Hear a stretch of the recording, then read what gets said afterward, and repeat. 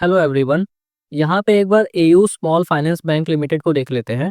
600 के लेवल के आसपास हमारा स्टॉक चल रहा है और यहाँ पे आज आप देखेंगे तो कुछ खास तेजी तो नहीं है, बट स्टॉक आपका ऑलमोस्ट ग्रीन में दिख तो रहा है। 5 दिन के वैसे अगर स्टॉक के रिटर्न देखें तो 1-1.5% के रिटर्न है। एक महीने की बात करें तो स्टॉक आपका नेगेटिव रिटर्न देता हुआ आ रहा है।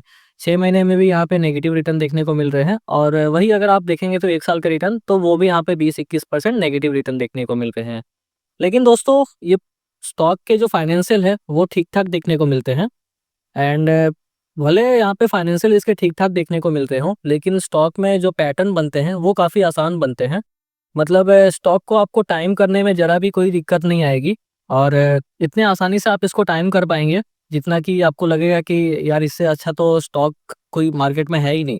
और ये पैटर्न जो इसमें बनते हैं दोस्तों, भले ही यहाँ पे आपको 1 साल में आप देखेंगे तो 21% नेगेटिव रिटर्न शो हो रहे हैं, लेकिन जो मैं पैटर्न पे स्टॉक को यहाँ पे देख रहा हूँ, या फिर मैं यूँ कह सकता हूँ कि जो पैटर्न यहाँ पे मैं इसमें निकाल के चल रहा हूँ, उस पैटर्न के हिसाब से अगर इसमें मैं अगर ट्रेड बनाता हूँ, तो स्टॉक मुझे हर बार आप देखेंगे तो यहाँ पे 50% के रिटर्न आराम से डिलीवर कर देता। अगर मैं यहाँ पे ट्रेड इनिशिएट करता, जिस लेवल पे जो इसके सपोर्ट का लेवल है वहाँ से और जो इसके रेजिस्टेंस का लेवल है वहाँ तक अगर मैं मार्क करूँ, तो स्टॉक मुझे हर बार अगर मैं अच्छे से ट्रेड यहाँ पे इनिशिएट करूँ तो 50% के रिटर्न यहाँ पे आराम से डिलीवर कर सकता है। मैं आपको पहले पैटर्न दिखा देता हूँ। ये देखिए दोस्तों, इस हिसाब से इसमें पैटर्न बनता है। ये भी दोस्तों आपका स्टॉक जो है वो चैनल में चलने वाला है। ये आपके ऊपर वाली ट्रेंड लाइन इसके लिए रेजिस्टेंस का वर्क करती है और ये नीचे वाली ट्रेंड लाइन इसके लिए सपोर्ट का वर्क करती है। आप ये देखिए, ये लेवल पे सपोर्ट बने थे, यहाँ पे स्टॉक ने टारगेट मैट करा है। ये आपके टारगेट मैट हुए, यहाँ पे वापस स्टॉक आपके सपोर्ट के आसपास आ गया। फिर से यहाँ पे इसने टारगेट मैट करा है।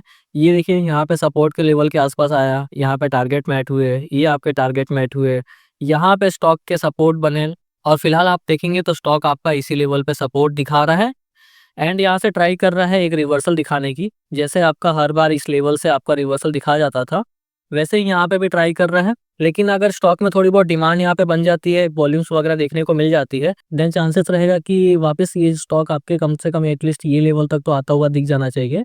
और ये पैटर्न पे अगर स्टॉक चलता है तो मैं आपको दिखाना चाहता हूँ दोस्तों, ये देखिए, अगर इस लेवल जो इसके सपोर्ट के लेवल हैं वहाँ से अगर इसके टारगेट आप मार्क करेंगे जहाँ पे रेजिस्टेंस फेस करता है, तो वो डिस्टेंस कहीं न कहीं 54-55% की निकल के आती है। हम 55 नहीं 50 भी अगर मान के चलें यहाँ पे, तो आप देखिए स्टॉक आपका कितना बढ़िया हर बार यहाँ पे एटलीस्ट 50% की रिटर्न डिलीवर कर रहा है। मतलब काफ़ी अच्छा स्टॉक इसको हम कंसीडर कर सकते हैं।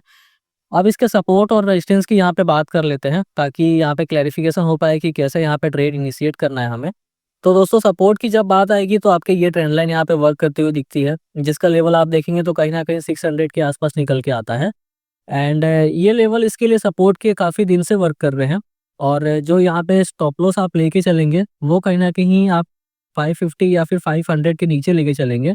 यहाँ पे दोस्तों मैंने वीकली टाइम फ्रेम का यूज़ किया है और वीकली टाइम फ्रेम पे आप देखेंगे तो 100 और 200 डेज़ भी यहाँ पे कहीं न कहीं अच्छा-सा वर्क करते हुए दिखते हैं आपको।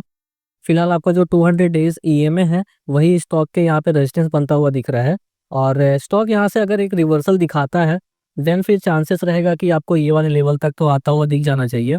एंड कंफर्मेशन के लिए आप यहाँ पे 650 का एक ब्रेकआउट होगा, ब्रेकआउट तो नहीं बोल सकते हैं, बट यहाँ पे जो 100 डेज़ ईएमए है, वो उसके लेवल कहीं न कहीं 650 निकल के आ रहे हैं। मतलब 650 के आसपास भी स्टॉक आपका कहीं न कहीं एक रेजिस्टेंस फेस करता हुआ दिख सकता है। तो इसके ऊपर स्टॉक आपका निकलता है 650 के ऊपर, देन चांसेस रहेगा कि ये ट्रेंड लाइन तक आता हुआ दिख जाए एंड इसका लेवल कहीं न कहीं आप देखेंगे तो 880, 900 इस प्रकार के लेवल निकल के आएँगे। मतलब 850 से लेके 900 तक के जो इसमें हम फाइनल टारगेट हैं, वो लेके चल सकते हैं। बीच में आपको यहाँ पे एक 700 के आसपास एक रेजिस्टेंस बनता हुआ दिख जाना चाहिए इसमें, क्योंकि वहाँ पे कुछ ट्रेंड लाइन के हिसाब से भी एक रेजिस्टेंस बन रहा है यहाँ पे। तो बेसिकली दोस्तों आपको इसमें T1 और T2 लेके काम करना चाहिए, टारगेट 1 और टारगेट 2। जो आपका टारगेट 1 होगा वो कहीं न कहीं 700 के लेवल पे निकल के आएगा एंड जो टारगेट सेकंड आप लेके चलेंगे वो कहीं न कहीं आप देखेंगे तो 850 से लेके 900 तक के लेवल पे होंगे।